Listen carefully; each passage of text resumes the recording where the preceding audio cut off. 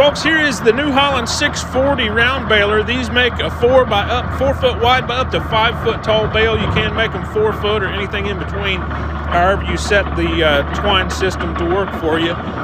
This one is it's an older baler, wide pickup, decent belts in it. They're showing some wear, but there's still life left there by quite a bit.